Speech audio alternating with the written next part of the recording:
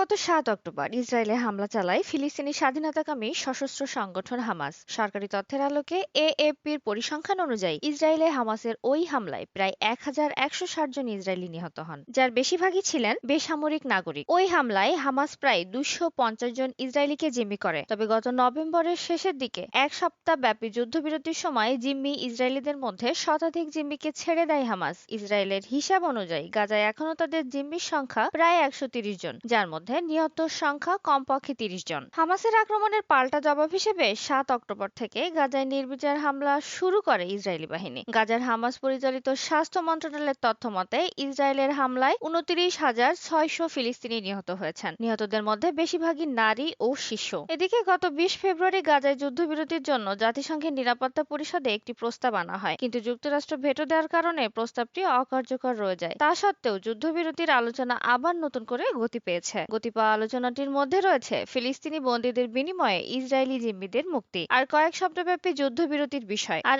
এই কারণে কাতারে প্রতিনিধি দল পাঠানোর অনুমোদন দিয়েছে ইসরায়েলের যুদ্ধকালীন মন্ত্রিসভা। ইসরায়েলের কর্মকর্তারা বলেন, গত শনিবার এই অনুমোদন দেওয়া হয়েছে। যুদ্ধবিরতির আলোচনাটি শুরু হয় ফ্রান্সের প্যারিসে, আর যুদ্ধবিরতির মধ্যস্থতাকারী দেশ হিসেবে দায়িত্ব পালন করে যথাক্রমে যুক্তরাষ্ট্র, মিশর এবং কাতার। ইসরায়েলের গোয়েন্দা সংস্থা মোসাদ ও শিন বেতের প্রধানেরা মধ্যস্থতাকারী এই দেশগুলোর সাথে বৈঠক করেন। ইসরায়েলের জাতীয় নিরাপত্তা উপদেষ্টা জাসি হানেবি ২৪ ফেব্রুয়ারি সন্ধ্যায় এক টেলিভিশন সাক্ষাৎকারে বলেন, তাদের প্রতিনিধি দল ইতিমধ্যে প্যারিস থেকে ফিরে এসেছে। সম্ভবত একটি সমঝোতার দিকে অগ্রসর হওয়ার সুযোগ রয়েছে। ওই সাক্ষাৎকারে জাসি হানেবি আরও জানান, প্যারিস বৈঠকের ফলাফলের বিষয়ে গতি আনতে, অর্থাৎ ওই বৈঠকের আলোচনাকে বাস্তব রূপ দিতে ইসরায়েলি আলোচকদের তাদের মন্ত্রিসভার সাথে কথা বলার পরামর্শ দেওয়া হয়। পরবর্তীতে ইসরায়েলের গণমাধ্যম জানায়, প্যারিস বৈঠকের পরামর্শ অনুযায়ী ইসরায়েলি মন্ত্রিসভার সাথে তাদের আলোচকদের বৈঠকটি শেষ হয়েছে এবং যুদ্ধবিরতির আলোচনা চালিয়ে যাওয়ার জন্য